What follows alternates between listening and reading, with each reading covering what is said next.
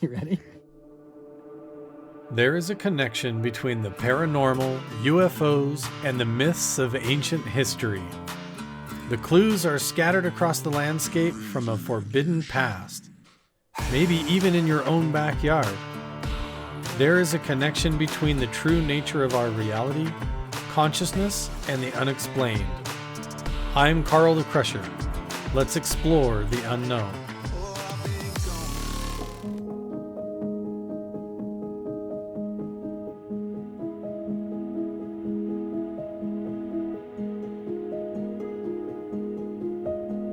We're gonna go to that park house over here. This is Mr. Bigelow's private office.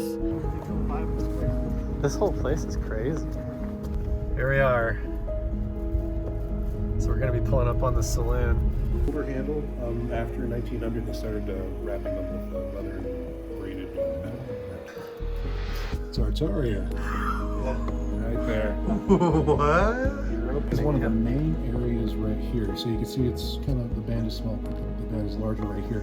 There's a lot of activity in that 7 point whatever range, which is the Schumann frequency. 7.3, it's right here, up to 7.8, which is exactly in Schumann. So between 7 and 8 hertz is the prime spot for remote viewing, positive altered states of consciousness, clairvoyance, clairaudience, you name it, and out-of-body experiences.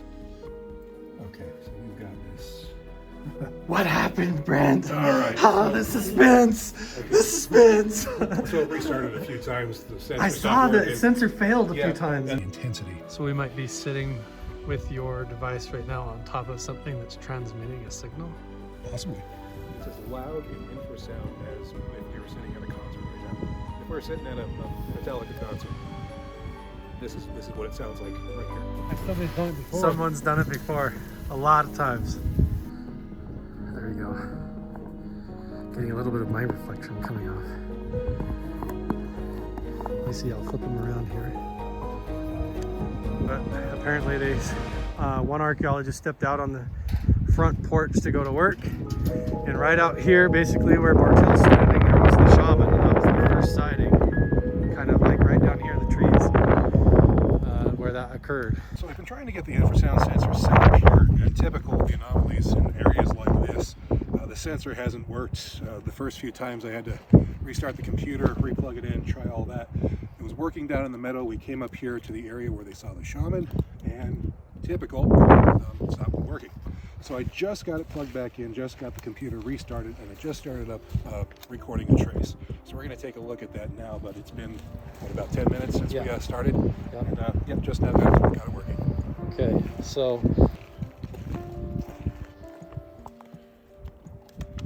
Not much. Holy balls. look at that! Okay, you getting this? Yes, Okay, jumping balls. TikTok. This is not normal. This is not normal. So why does it look like a jumping cat? Because that's This could just be it started up, right? I mean, No. didn't it just start and it just did that? It Like, just maybe started. had some weird. Yeah, but it's wow, this is okay. So there's What are we seeing here? It's what we thought down in the meadow. We thought that if we're down there in the energetic area, if we came to an area that was an outcropping or a cave or something like that, it would amplify what we were seeing down there, which was the Schumann frequency, 7.8 hertz, 14 to 15, and then 21 to 22. And that is exactly what we're seeing right here. We've got massive spikes, about twice as intense within that entire range from 7.3 to 10 right here, and it's lit up. And what do you have here? 12, And it doesn't even 13. look like a natural signal, Brent. No, 12 to 14, and then what do we got here? 21 to 22. So these 3 octaves of the Schumann, Same as the meadow. it's really rich in harmonics, and it's really rich in. Crisp What's that the line other is. one? Look how What's thick that and other crisp one? that line is. It's crazy. It's crazy. It's like we're at a Metallica concert, but you can't hear it. It's like on the dog whistle realm or something. Carl, I like them real thick and juicy. This is what we got today. Wow. And this is right where the archaeologists had the first experience, the paranormal encounter with the shaman up here that started that whole NIDS investigation into the psychic effects of this place. And this area could absolutely be very psychoactive with what we've got right here. I'd be surprised if it didn't affect somebody in this intensity. It's crazy. So freaking cool. So we're using the infrasound equipment here. This is the device right here if you want to go check it out. I'll put the link down in the description below. The Infill Tech, made in the USA. There's all the information. It's linked up to his laptop right now, and look at what we're getting here at the shaman's house, shaman's cabin. Yeah, Carl, we had some issues trying to get the equipment working when we first got up here. It took a couple tries restarting the computer and getting it all plugged in. It's working correctly, but typical of these areas, there's anomalies with like electronic equipment, failing on us and such. We got this going, and then we see this. This is completely anomalous as far as the readings go. You see a lot of activity here below 10 hertz, which is theta brainwave, and the octaves. Theta brainwaves, right at that where you're pointing. Yeah. So this black line, 10 hertz, below that is basically going to be the area of altered consciousness, intuitiveness, remote viewing, and what have you. So like when they were putting like the God helmet on or whatever, they were literally artificially projecting these signals into their test subjects' brains in order to give them those out-of-body remote viewing astral projection experiences. And you're saying we're finding that here naturally at Mount Wilson Ranch right here. Very, very strong signals. At the shaman's cabin. Yeah, very intense. When they brought Ingo Swan in to test on him, they improved his remote viewing by attuning him to this 7.8 hertz. This is significant. And when you just saw this, though, I remember you said "holy f balls." Yep. Is literally what you Yep. said. Holy. Right Go watch there. the Do you want me to TikTok. say it? Yeah. It's so Watch funny. the TikTok. It's good stuff. Yeah, But it this was legit. surprised me as well. Yeah. So have you seen something like that before? Like that Not sort like of. this. No, not this intense. Not that intense. You Just see the blackness of it, right? Like how close together the points are. It's just like when we were down taking the readings in the field. You'll see small individual spikes. They might be more amplitude than the other ones around them, and you'll know that that's an active frequency there. But this kind of intensity is. And the Schumann resonance, can you show it again there? You think it's the same? You're seeing the same octaves? Yeah, well, so we're Because seeing. there seems like a few more than one, There are. Yeah, we're seeing quite a bit under 10 hertz. So we're seeing. So it starts right around 8 hertz actually, and up to. Can you point to it with your finger, maybe? Yeah, so I don't know if you can see my Yeah, cursor we can here. see. So this See that? entire area is just overloaded here, up to 10 hertz, and then you got 12 to 15-ish. So a spike there. Spike there. And So then again, here. 14 in the middle almost again. Yeah, it's 19 and a half through 21. So the same 3 digits down in the meadow, but here it's way amplified even more. The only difference here is the metal was more tuned to the Schumann frequency. It was really close to 7.8 hertz when we were there. It was like 7.79. Here it's just above, right at 8. So it's close, but it's very, very intense. Much more intense in the field. Wow. Okay, so that's wild, man. Yeah, it is. So we're gonna try and get multiple points of reference for this and test the equipment and see if it's the same. So would you say this is indicative of like a natural geological thing, or does this starting to seem more foreign or strange? I think it has everything to do with the geology and the topography of the area, but also the energetic properties that affect consciousness. So, yeah, I think people naturally go to areas that are energetic. People build homes in an area that's empty on areas that are energetic. They'll get together just like we were in the field. Naturally, people were standing around the area that seemed to have the most activity. I think humans just attune to it and go to it naturally. Yeah. It feels good to be there. I agree. Yeah. So you can watch it happen real time.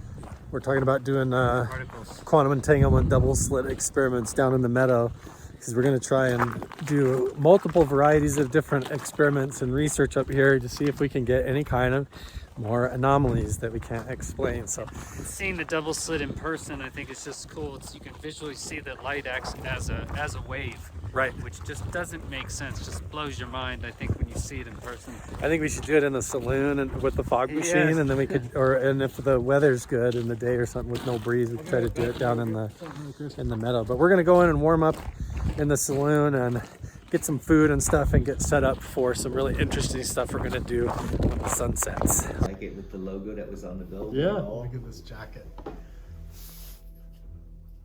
Bigelow Genesis. This is your Genesis official 1 team jacket. Yeah. Aerospace. I earned mine Sweat, pain, You suffering. didn't get it in a gift shop. I didn't buy it some at a other gift people shop. we've seen. Right, yeah. I had to earn mine. Right. I got a couple of them. So Brent is currently down in the saloon right now, getting clean signals now with his, what is the device? I just had a brain fart. It's Infrasound the detector. infrasound detector. Yeah. Carol was just saying that Jeff took her up to the top of the mountain and has seen that Vortac tower up there, and this is what's on top of That's the inside it. inside the tower on top of Mount Wilson. Look at that. So this is what it looks like on the outside. It's like a huge tower with this like white cylinder on top, like a beacon. That is crazy. And then on the inside, was there a door? Yes, there's a door at the bottom of that, and I opened the door and it said, "Do not enter, forbidden trespassing." And of course, I went right in. Whoops. And that's what is inside. Whoa. And there's more pictures of that too, I think. What is that? Okay, we're gonna have to show this to Brent. He might be able to see what that is. Check it out online with the FAA or SEC or Yeah. something. Interesting, guys. Danger. Yeah, I think I've got a better one of that. Says danger, permit required, confined space, do not enter. Means there's a shaft going down. That would mean there's a shaft going down into the mountain. So that's, wow. Oh, you got a video. That's inside there too. What? I was going kind of fast. I was afraid they were going to catch me. Yeah. That's what it looks like. Look how flat it is up there. Yeah. And then this is just like It's an the antenna top of the sticking. mountain is just cut off. Wow. And then there are these white things. That's the panoramic, the whole. What is Okay, this? those things are in a circle around that. There's the tower. There's. So it's like a big dish, and maybe that's the middle, and then these are like a perimeter. These thing. are around the perimeter of it. Really? So like a ring? So Or... there's maybe 20 of them. Really? Yeah, and I took pictures of the underside of that and the bottom of it. Wow. Look at that. Yeah, up underneath it. Oh yeah, so yeah, okay. It's buzzing. There is a hum going on, like, and it says this thing has been decommissioned. What did you say it FAA was? or whatever is Well, it looks decommissioned. kind of like a vortex because it's like Vortac, yeah. which Try- would be hide. which would be a a directional device for airplanes. To But tell normally them, they like- don't have this extra thing up on the top. Normally, but I don't know. That's what it could be. You're gonna put it up on the tallest hill, so it Yeah. can transmit the furthest. And when it's right by the site and everything, they're gonna want to make sure to keep people out of there. So it could be like directional, like stay away from here or whatever. Yeah, I mean, you're gonna pick the tallest. If it's the tallest, flattest area, then and you're gonna want to keep people out of there so they don't like break it.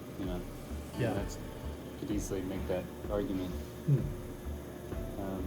But I've never seen inside of one, to be honest. It's kind of cool. When you look inside, you see different. I guess I'd assume there's receivers and transmitters. Yeah. Because basically, She just was saying those smaller- sends all the time. The smaller antenna are like in a ring around that spire in the middle. You guys can see the motion. Basically, that's how aircraft navigate, right? Because you send out these pulses of known places, and you look on the map, and you're like, okay, that's where it is. It's that direction. So 80 it's miles. basically like a ping. So Yeah. this is where we are. Ding, we're going west. So that's how you know where you are. It's air navigation, VOR TACAN. Would that Tactical air navigation. interesting? That's interesting. I see the Skyrim mod. Somebody modded Skyrim to be Macho Man dragons, and the dragons would fly in. They'd be like Macho Madness. They'd fly in. It's like, oh, it's fantastic. And they had his face, and they're wearing the leather purple. Oh yeah, just Google it. It's fantastic. It was like 10 years ago. It's good stuff. What is it? Step into Sunday. Okay, so first of all, what did you find? Well, you got a baseline down in the saloon. Yep. With the infrasound. Yep. What did you figure out? It's a lot more quiet in there right now without us in there amping it up. Same frequencies in certain parts of the so closest to us on the bar is kind of quiet. Down on the other side, it's quite pronounced actually. The same 7 and 14 and 21, but nowhere near like what it was outside or even in the meadow. So, Really? Yeah. Okay, So interesting. not as loud, loud. We just found out there's a vortex right nearby. You see that Wilson Creek vortex? Tower. Yeah, so it's a TACAN receiver, for airplanes.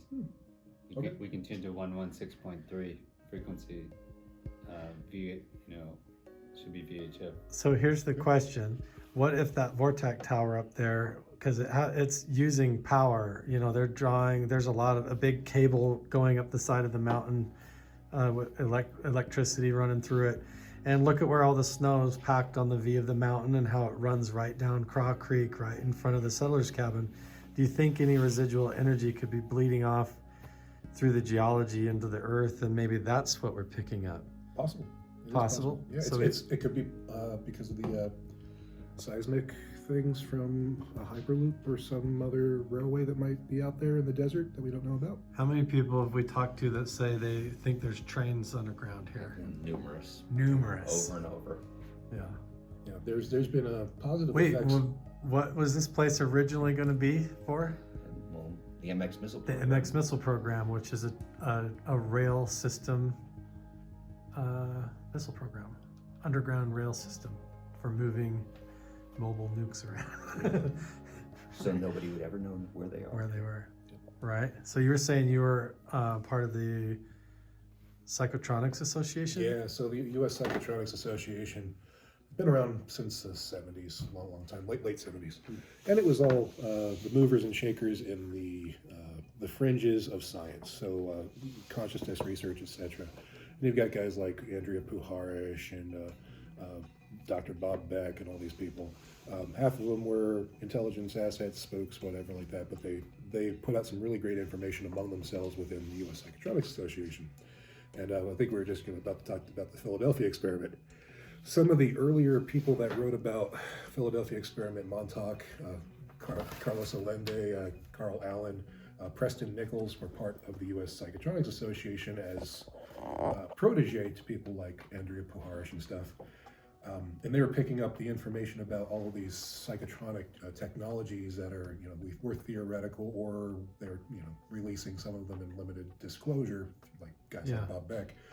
And they were putting them into stories like the Montauk Project and the Philadelphia experiment. So you think the name the Montauk Project is kind of just like a cover, I think Preston Nichols was a very sad man that needed to make some money, and he stole a lot of stories from other people in the USPA and fabricated a fantasy around himself as some kind of superhero being taken over to be put in a psychic chair to whatever. That makes sense. He was drawing on real technologies and real things people were talking about around him, his entourage, but that's all nonsense to me, honestly. Huh. So, yeah.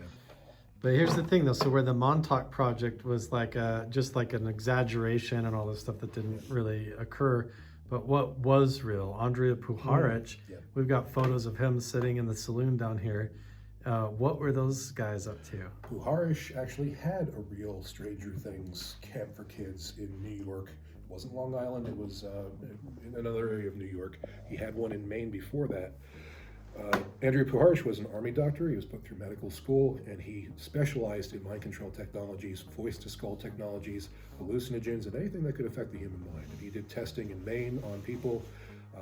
Then he moved off to do chemical testing at Fort Ord in California, and then he went and created a new think tank in New York, and just down the road from it created his school for the space kids. And the School for Space Kids. That sounds exactly like Stranger Things. He was the first one pushing that narrative.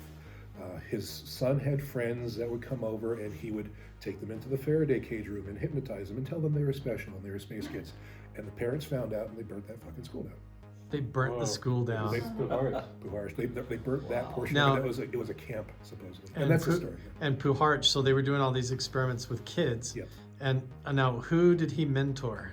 He mentored Preston Nichols, but he also mentored the Law of One, the Raw book. Raw book, So he yep. told them, Puharish was funded by the Astors, by the Rockefellers, by the Bronfmans who owned Seagrams. They would get together in seance circles and they channeled Ra, or the Nine, the Aeneid, the Egyptian Aeneid. That was the story at the time. It was the Egyptian Aeneid, the Nine. That became channeling Ra, and then that became The Egyptian gods. the Egyptian god, and then him giving the name Ra as an alien entity to Ruckert and I forget the other guy at the moment, but Ruckert was the channeler for the Law of One, the Ra book, and they didn't start channeling Ra until they met Puharish and got that narrative from him, Right. and then they started pushing that, and that became a metaphysical phenomenon, and all the tropes went out throughout society, and people started talking about that. And Puharish, oh God, Uri Geller. Uri Geller was one of his star kids, right? No, Uri Geller was, Puharish went to Israel and was talking to a colonel from the Mossad that introduced him to Uri Geller, to put Uri Geller into the United States to downplay psychic ability, because James Randi was also an intelligence asset that were meant to play together and debunk one another. Geller was an Israeli plant He was in Mossad. the Stanford He's still program? Mossad. Yeah, Really? absolutely. Okay. And they were meant to make it look stupid. Does he Meanwhile, have powers? meanwhile, Very Geller. yeah, right, yeah. I got the power to put a So he pineapple in my doesn't. ass, sure. But who has the who has RV powers? Ingo Swann. Ingo Swann. McDonnell Douglas used to teach people PK, and it was really provable. They used to do it and gather the data, and they could take the materials lab. Psychokinesis. It's real. But yeah, How put off, right? you got these guys warring with one another publicly, while Israel is pulling over all the Russian psychotronic scientists like Larissa Vilenskaya and such. And we're moving to Israel to create non-lethal weapons. And they were using all the old Russian technology, Soviet technology. Non-lethal weapons. There you go. Sound familiar to you? So yeah, I know a lot about it. Boom. Look at this jacket. Present. there you go. No, that's What's on the right? That's a cool jacket, man. Well, that's a cool jacket. Anyways, guys. So- survivor. All-SAP survivor contestant. Awesome survivor. Human biosensor survivor. Nice try. Nice try. So we've got Puharish as a mover and shaker in this field of non-lethal weapons and all this. We've got him interacting with the Stanford research group, Putoff and Targ and all these guys, bringing Uri Geller there. I've got documents Bob from this. Monroe. Bob Monroe was mentored by Puharish and probably started up the Monroe Institute and that entire dance. Gateway. Probably, maybe my personal opinion is that he created it at the behest of Puharish to give it some legitimacy. I've got documents from the CIA talking about how they're going to slush funds through Edgar Mitchell's Institute of Edgar Mitchell. Edgar Mitchell's Institute of Noetic I'm Sciences. talking to Dean Radin Yeah. in January Yeah. about Yeah, they're going to pay Puharish even though he's a scumbag, and they don't like paying him. But he brought in Uri Geller, and now they're going to use him as an asset, so they got to pay him somehow. Is he still? Where is Puhar? He's dead as shit. He's dead. Yeah, He's dead. So Puharish lived on the private estate of the R.J. Reynolds Tobacco Company heir. Lived in a private house. That guy had people from the USPA doing psychotronics and non-lethal weapon and whatever mind control research on his property in North Carolina, and somebody pushed Puharish down the stairs. And when did he die? Um, Somebody pushed him I down the can't stairs. remember that. I think it That's was the the CIA's mid number one 90s. plan is to push someone down the building. Maybe it was the 90s. So It was before. Yeah. So he's in the photographs that we have in the saloon with Yeah. John Keel and Jacques Vallée here He's at in the Mount. same photograph. Same photographs as those and dudes. we had no idea that he had anything to do with Valet or Keel. So what are they all doing up here in your opinion now that you are here sitting at the same place that they all were and it's kind of coming together like I always a puzzle? thought that Puharish was trying to take the natural phenomenon of telepathy and psychic ability, whatever, quantify it, qualify it, and then turn it into a weapon. Right. Right. So then what Has it always got to be one more quick Because he was military. He was getting paid to fucking. Yeah. So one more quick question. How do you have all this archival information and knowledge? Because you were part of that, back full circle to the beginning, part of that Psychotronics Association, and yeah. you have all the files, Well, I right? paid attention. It was very public. It's just nobody ever paid attention. And I weaponized my own autism to go out and find all this information and Yeah. bring it out. No, I just look, and I'm that interested, and I'm an expert hobbyist. I just really was interested in what I saw from them, and I started gobbling it all up everywhere I could, reading all the You books I have could all the find. archives and everything. And he now, works yeah. for Bigelow. I mean, how did Bob Bigelow come into play? Like, How did he take over I don't for? know. I don't know how Bigelow would answer. In the book too. He's mentioned. We have in the book crossover. Jacques Vallée. We have an Bob interesting. Bigelow, who was going to fund. We have the crossover in the same book here, Yeah. where suddenly we have one photograph where we have Jacques Vallée sitting next to Puharich, and then in 1994, in the same book, you've got Jacques Vallée standing in photos out in the meadow next to Bob Bigelow. Maybe, to answer your question, Chris, maybe they viewed Bob Bigelow as a resource. A guy who had money, deep pockets. And So- access, and maybe they could trust him not to share, like Right. you said. The CIA would trust Bob civilian Bigelow assets first. he's very passionate about the UFO topic, Yeah, and so maybe that was These guys all the sitting plan. I together. don't know. Yeah. Where's the that's from the book. This is Jacques Vallée's book. Yes, Mount Wilson Ranch, right here in Nevada. Yep. See where the truck's parked. See the front of the motel. It talks about Pioche right over here, and then it says Pioche and Caliente. They're intriguing names. The ghost of a tall Native American is rumored to show up in one of the rooms. And if you walk through that door right there and go outside, that's where the room is. Okay, Yeah, right there. so cool. Yep. You want to talk about how expensive this place was? Yes. What it could be for? Let's talk about the Let me pull financials. this up. This is an 8-minute one take right now. This is so cool.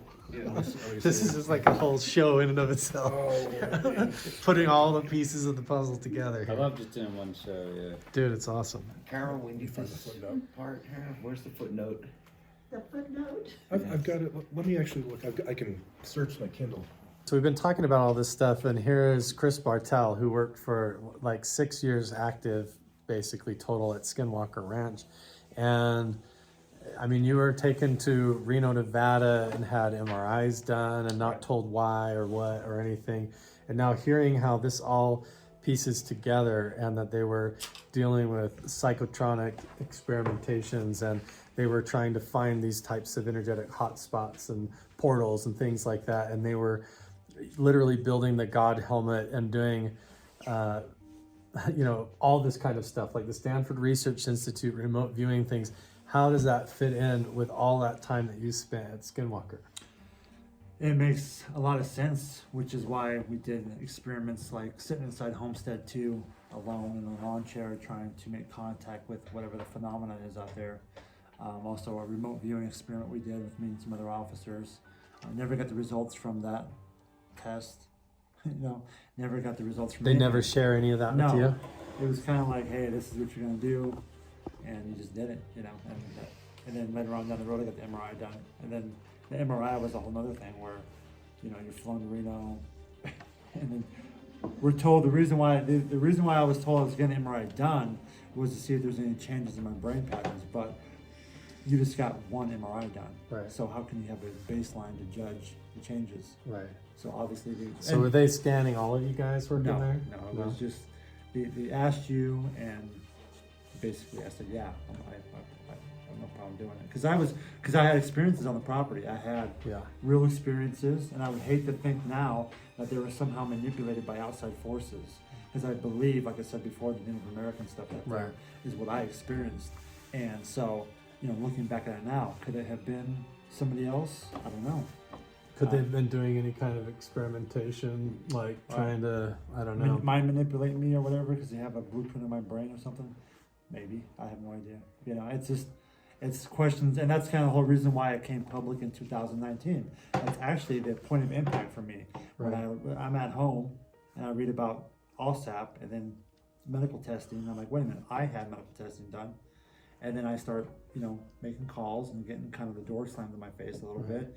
And then I start Getting blocked by Gary Nolan on Twitter. Well, yeah. That's how I'm getting blocked by Gary Nolan. Yeah, and then and then for 3 years I am on this quest to find out what's going on, and I'm worried about my children. I'm worried about my family because, you hear Mr. Bigelow saying, the rumors are that he said that he believes all the negative effects in his life are from his interaction with the ranch, and that would explain why he was never there the whole time I was out there. Right. Neither was Colm. Nobody was out there. It was just us. Right. And because they were either scared of that place because they knew something was going on, or they were using it like to observe for Whatever whatever else. they were So- trying to explore So for me, or it's, testing. yes, and so for me, this whole thing is just about closing a chapter in my life, so I can figure out what to do, prepare myself, and I have been. I've been, medically tested since then, Yeah. and there have been deficiencies in some of my. I have a thyroid problem, and Really? and other things like that. So, and I reached out to other guys that were involved in the ranch, and guess what? The common denominator is thyroid problems. So yeah, some Almost radiation.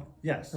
Or And like so- Havana syndrome type stuff they mentioned. It could be, coming yeah. up. And this is not like an allegation. I have medical No. documentation to back it up, and I have a doctor currently monitoring it. So it's concerning, but also I also worked at the Nevada test site, and there was tons of radiation out there as well. But the difference was I had a dosimeter on out there, and I had blood tests done a lot, and there was more physicals done. Right. And then fast forward 2019, a scientist says to me basically, like I've told you before, the first thing he asked me was, did I know about radiation? And I'm like, what? What are you talking about? Like at Skinwalker. That's Skinwalker. And then he asked me, did I know about $22 million? No. And then the final thing he said to me was, how does it feel to know you're possibly a guinea pig and all this? And I said, if that's true, I don't feel very good about it. And then once he said that, my whole my whole mind just flipped. And I was just like, what the hell? Suddenly everything they had to do was starting to fit together. Yeah, now we've come full circle all the way up here. Now we're full We've circle. traced their breadcrumb trail all the way back to the beginning and traced it all up to here, And what that meant to all that time and what they had Yes. you doing on the ranch. And it's the same players involved in this whole thing. And like I said before, and I think somebody asked me the question, Bigelow's involvement, and I think that the people around him saw him as a mark, basically, a guy with deep pockets. And he's passionate about the UFOs, he's passionate about life after death. And so they used him. And maybe even the properties in the places. Correct. And he had the Which is- interest to which is- get answers too, and so he's willing to maybe even Yep. And which is why Hal put off and Kit Green pitched the ranch to Brandon Fugel, because the pockets were dry for Bigelow. and then why they jump over to Tom DeLonge and to the Stars Academy, and you have the same sort of pattern. Yeah, you follow the money, and it's not even a conspiracy theory, and it's not like I'm trying to. It's paint a bad literally light. how the It's game exactly is what's- played when you're yes. in these compartmentalized programs Correct. and things. That's how the dirty game The is government played. is going to use private citizens' money before they have to use it for Exactly. special access program projects. That's how it's always been. And the side effect of that is things like Yes. you. But now you have the opportunity to come back here and Yeah. get closure on all of it, and then do it on your own terms. Right. On And- your own terms. And my point about it is like, at the ranch, I focused on the positivity of stuff. Even here now, I focus on the positivity. Even knowing that if I was a guinea pig, which it looks like maybe I was, I can't just dwell on that, because that's not how I am. I gotta look past that. I gotta look forward to my kids' future. But I'm just trying to close chapters, because this is the new chapter I want to open up and keep exploring these realms of possibilities. My arm's with all gonna this fall stuff. off. I gotta change cameras. I guess The $22 million? The $22 million was awarded through. So this is here's the gist of it. So in 2007, James Lukaski reaches out to Robert Bigelow and says, "I read Hunt for the Skinwalker book. I loved it. Can I come visit the property?" He works for the DIA. Bigelow says, "Yeah, let's go." So they go out to Skinwalker Ranch in 2007, and Bigelow. It's actually in the new book too, Skinwalkers of the Pentagon. They talk about this. In less than 2 hours, basically, James Lukaski sees something inside Homestead 1, which is Gene Dietz's house.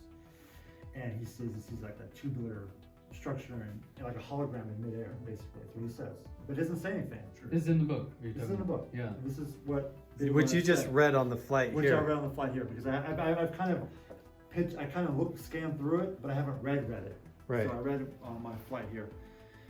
And I've had people read it and then ask me questions about it. So there's certain things I do know about it. But so Lukaski doesn't tell Bigelow about what he saw until like a day later or something. Goes back to the Pentagon and with zero evidence gets $22 million funded through Harry Reid to push a bid for OSAT program for Bigelow Aerospace. Bigelow wins the contract and starts BASS. The problem with all this is, besides the fact there's no evidence to use taxpayer money to... Single source and all Yes, that. Yeah. it's taxpayer money. Lukaski never goes back to Skinwalker Ranch. So, in my viewpoint, if I have a team member who has intel on a site, I want to use that asset as much as possible. He's a valuable asset. I can learn from him. I can get guidance. So Lukaski not coming back to Skinwalker is ridiculous. How do you know he didn't go back? Because I are was you there. sure he Yes, said I it? was Or? sure. I'm Yeah. positive. Because I got hired in 2010, Yeah. but obviously the guys before me caught me up to speed about who was out there and who wasn't out there. And they kept Yeah. logbooks and Because everything. Yeah. you guys, Who- as who came and security, went, right? all so that you're was basically logged. the security officer, right? So we're tracking who's coming out there. Oh, so Basically. you know as Yes. well, right? And Yes. so when you come back, like you've gone home for like vacation, you come back, then it's like you ask who's been there. There's or you can logbooks. see. Yeah, like who's I come mean- and gone and everything, right? Yeah. So back in my day, it was like 2 weeks out there, then you were back in Vegas working. 2 weeks out there, off and on. So. Yeah. So anyway, so then he never comes back to the ranch. So from the start, the operation has failed because now you don't have all valuable assets on the ground. You have guys. So when I got hired, there was no direction really. There was no guidance about what they wanted us to do, and it seemed like nobody cared what we wanted to do. And it's like on a security point and tactical situation, we didn't even have one working camera to monitor the gates. So we had to constantly be on foot patrolling the property to get ahead of trespassers. That was the only way to get ahead of it.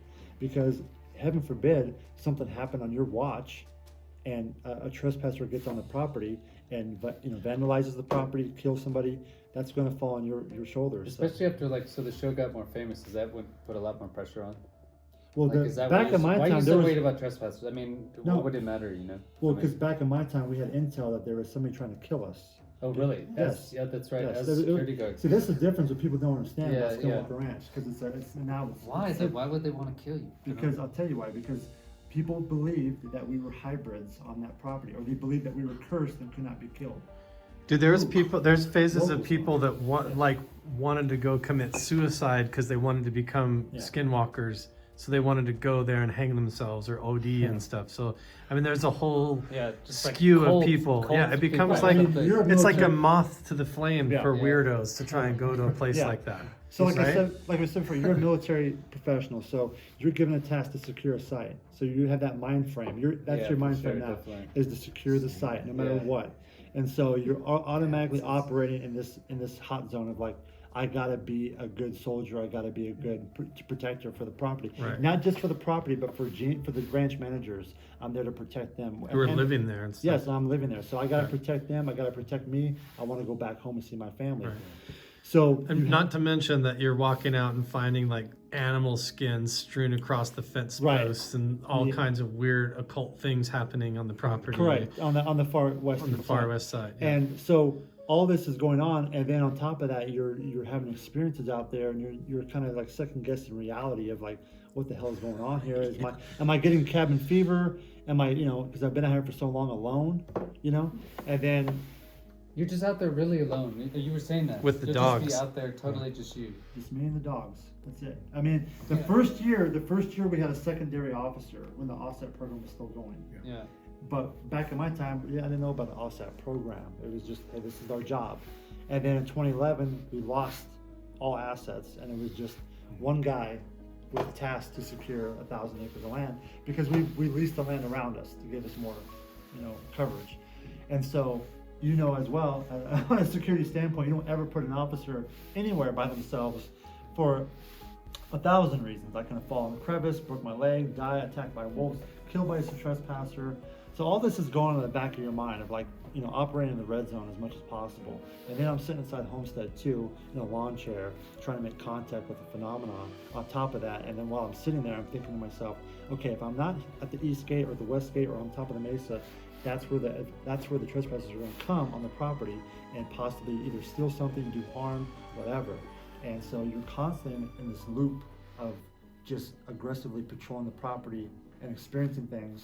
And then now you got to do the daily reports, and there's a lot of stuff. Who would be the one that would say, hey Chris, your assignment is to go and try to levitate a button in a jar at Homestead 2, or try to do this or do that, like the Stanford Research Institute psychic experiments. Suddenly you're doing them on Skinwalker Ranch. Like, Right. who's the one asking you to do that, or how do So- you get those jobs? That at the very end of OSAP, it was very clear that there was people scrambling for their jobs. Basically, it seemed like people were scrambling to create data for whatever was going on, and so those people were. They need to send stuff back to all the way up the ladder to continue justify. to justify the funding. Right. So they Or those, just be like, look, guys, we haven't done anything. It's been 5 years. This Right. thing's gonna end. We need to. We're gonna all get in some- trouble if we don't produce results. Like, Right. what have we been doing? Oh, nothing. I thought you were doing it. Right, You know, like, right. is that what it happened? so Gotcha. it was the people underneath Colm that was giving those orders. Colm directed. Kelleher? Yeah, underneath him. So It sounds like they were right, but it sounds like you were doing at least some of it. When you were talking about the remote viewing stuff, yeah, that was us. It was Yeah. us that were the ones that were doing it. We were the ones that were involved in the you program. seemed pretty proud of it though when you were explaining it. You know, like it was like a cool kind of experience when you. Oh did yeah, at it was the time, awesome. or- I mean, it was. I mean, the whole thing, looking back, was cool. I mean, I and didn't. even the experience of going around and like being on a TV show and all this. But the Even TV just being out there alone. I mean, it Well, the still T- has to be like it's some sort of. The whole adrenaline. reason why I even went on the TV show was because I had important information to pass over to the team. And when Bigelow sold the property in 2016, we weren't able to do a proper changeover with the new team, and that always bothered me because Because I they had didn't let you on, right? You said as soon as it was sold, they wouldn't let you do a proper handover. proper handover Because to- of liability or whatever. Literally, reason they Bigelow said, put it's just everybody doesn't wanna under deal with it. NDAs. Yeah. Gave him several people money to not talk, and then like kept all his files, put them in his vault down in Vegas Well, or whatever, yeah. and then handed the keys of the ranch over to And I- Brandon and I Fugel felt- and didn't tell him anything. From my perspective is like, I just spent like almost 6 years on this property collecting all the Native American stuff and GPS locations and areas of interest, and I had all this data to pass over, and it's just gonna sit there. So that's when I was like, well, okay, I guess there'll be a story to tell my kids one day, you know? And then an opportunity arose in 2019 where they said, hey, would you come out to be an advisor for the show? And I said, yeah, absolutely. And then But now they're talking to us. They have us going up and out doing a lot of stuff off the ranch, off of Skinwalker Ranch. And literally a lot of reason why we're all up here right now is to kind of like, what the heck is real and what isn't? Right. What is real and what's we not? want to find out what's real, and with some of the stuff that we're doing here, we're discovering there is some type of weird anomaly here that we're trying to, uncover. 100%. But back in my timeline, we didn't have any of this. We didn't have any tech. We didn't have any scientists. It was literally boots on the ground, old school. And that was my viewpoint as a police officer. This is a giant crime scene. I'm going to find solid evidence to back up whatever is the claim here. And so my data that I collected led to the conclusion that it's Native American based with all the stuff I found out there, and then tracking the high areas of artifacts of people's experience. And look what we just did today. We went to the shaman area where everybody's seen a shaman, and what's right there? All the artifacts. It was an area, it's called evidence of occupation. Yeah. There was a massive establishment there at one point, So that energy, that frequency, that vibration is displaced in that natural environment. Yep. And that's what I've been saying since 2011. Yeah. It's been on deaf ears. It's been driving me. I felt like I've been taking crazy pills since 2011, like screaming at a wall. And then I meet you, and I meet Chris. I meet you, and I meet James Keenan. Yeah. And I'm able to kind of like Figured out put pieces what together. happened to me. Yeah. Yeah, because it's like I'm more concerned about my kids' future and my wife. I don't care so much about myself. I'm more worried about them because I know things that I know my wife has experienced some things, negative things, and I think maybe it could have happened to my kids as well. I don't know. So for me, it's a different game I'm playing here. I'm like on a warpath to close a chapter basically. Right. And I need to get answers because my kids are going to get older one day and they're going to come looking for answers, and they might not do it so peacefully. Yeah. They might, and I'm being honest here. Yeah. I'm trying to put myself in their shoes. If I was a young boy and then I find out that, down the road, something happened to my dad because of. Some weird Well, this experiments has or always something. been, the military's done this for many years, like my uncle died from Agent Orange exposure. Right. You And I know, see it every day at the and, VA. I see it every day. Yeah, so you see, you I work see- at the I VA work too, at- yeah. And I see it every single day. I really wish we could fix the bureaucratic system. And like it this kills stuff, me. but- I see the pain and suffering every day, and I'm involved in it, and it kills me. It Yeah. really does. But either way, I think, man, that's an awesome discussion. Yeah, Chris, It's anybody amazing. ever give you a solid reason why they didn't have the cameras working? Because they make it sound like the whole place was surveilled. We tried to get cameras a couple times, and we never got us. One reason was because we couldn't draw a line from the east gate to the homestead one because the ground was too hard, which is totally BS. We could have easily done it. Do you get the feeling that they were just keeping you out there stressed on purpose? Yes, I believe that they wanted to study long-term effects of ranch exposure. Yeah. That's what I really it believe. sounds like it like Rendlesham. You guys know about the Rendlesham case? Yeah. Yeah. But the thing is, for them, it's like they want to study the long-term effects of the ranch exposure. And I've said before, my exposure out there was positive because I was able to convert that negativity into positive creative vision. And so that was the long-term effects, was me being out there alone. Instead of sitting scared in the Yeah, I homestead, wasn't, like, you went scared. out with the dogs and Right, your I wasn't- camera and got involved. I wasn't reading scary books and then going out and trying to scare myself. I was like, this is my home, this is my place, I'm gonna protect it, and I'm gonna show Right. people how beautiful it is, because it was such a beautiful place for me. It really was. It still is to this day. One of the references I ran into that got me scratching my head is that they were postulating different ways they could actually open up abilities in people, open up remote viewing and psychic ability, whatever, PK. Right. And long-term stress was one of them. Well, that was one of the avenues that they were trying to. I mean, it was So definitely I wonder, stressful. I wonder if that was one test bed for Yeah. the long-term stress exposure. Yeah, I See, mean, it was extremely stressful. it would I even mean, make sense with you trying to levitate bottle caps. Like, is Right. this guy taken to the program or not? Right, Yeah. right. Interesting. And then going back on that, a lot of the stuff that I experienced, whatever, I didn't even report down because I still had active Q clearance for the DOE. I was afraid to lose that. And I'm like, I can't put my name on when I'm saying I saw a ghost or something like that. Nobody's gonna believe me, you know. It's like, and then when we lost the second officer, now we've lost the second witness. So now I'm definitely not gonna write anything down because Yeah. I don't have a witness. I don't have anything to back up my story. So it was really just like, And then you see people's psychology working alongside of you start to deteriorate Yes. over the years, and people getting like really their mental health I saw declining mental health around go you. down, and I saw that, and I've said that before, that ranch will eat you up, you know. Yeah. And it did. If you're out there alone with your thoughts and you're dealing with the stress of securing the property and then the paranormal stuff on top. And of you're that. saying that that was something that they would do to make people more suggestive to those types of experiments? So there was a Rendlesham UFO case. That was a hoax. That was a test of the security forces using new psychotronic weaponry to see how they react even with the new weaponry in play, see if they'd still be able to maintain their composure. And people have lasting effects for years after all of that. Yeah. That So was. you think it's a hoax, though, Rendlesham? It is. I mean, But there was- I know the technology they used. So, what is the the technology? leaky pipe? Oh, they could show you all about it. Yeah, wow. I'd be interested. Yeah, what about the download it and the puts you guy in an and he altered state of touches it in the consciousness. code? What's that? What about the code touching the drone It's or all anything? about putting you in a state where you're suggestible. And So it's like the altered state of consciousness, Exactly. the theta waves, That's the what the Schumann resonance, and then when they're walking in that field, then they're suggestible to be implanted with Yeah. like a signal, And- almost like and from a truck or a satellite or something, Exactly. or what, you And know? I know it's tangential, but it makes me wonder if they had similar technology in play.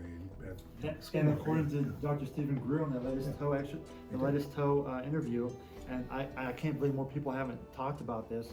He says in 1 hour 17-minute mark to 1 hour 22 mark, Dr. Stephen Greer states that Colonel Alexander and his sidekicks, is what he says, used technology to scare the Shermans off the ranch because Bigelow wanted to own it. And where was he at before there? He was here. Right.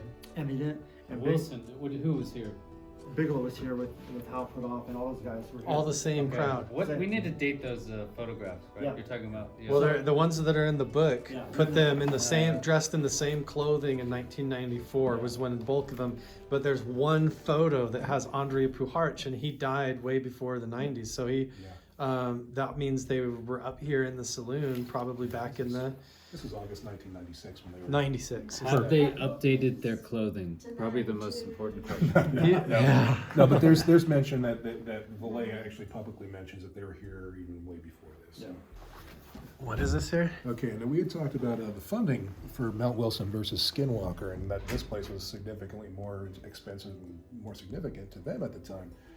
Jacques Vallée's got a mention of it in the book in page 501 and notes and references under part 15. What book is this? This is Forbidden Science, volume number 4, the Spring Hill Chronicles by Jacques Vallée.